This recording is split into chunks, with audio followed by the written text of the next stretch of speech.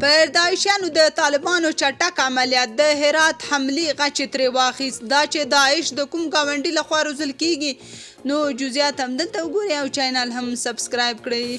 طالبانو پورې اړوند المرصاد ویبپاڼې راپور خپور کړی چې طالبانو په هرات او نیمروز ولایتونو کې د داعش د یو ګروپ پر ضد عملیات کړي دي.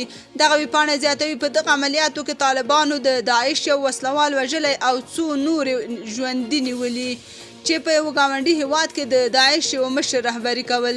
د طالبانو اړوند المرصاد ویبپاڼې جمعې ورځ په راپور کې لیکلي چې په دغو عملیاتو کې له وژل شوي داعش وسلوال څخه یوه تومانچه او کلاشینکوف ترلاسه کړي دي.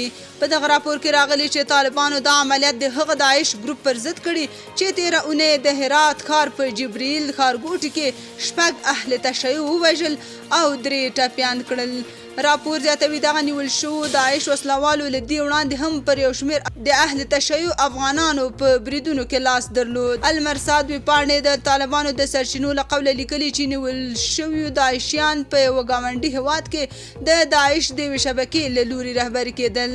که څه هم د طالبانو سرچینو د ګاونډي هیواد نوم نه دی په ډاګه کړی، خو له دې وړاندې المرصاد د تحریک طالبان پاکستان پخواني ویان احسان الله احسان له قوله ویلي و چې د داعش خراسان مشران د پاکستان نظامیانو په میلمستونونو کې ساتل کیږي.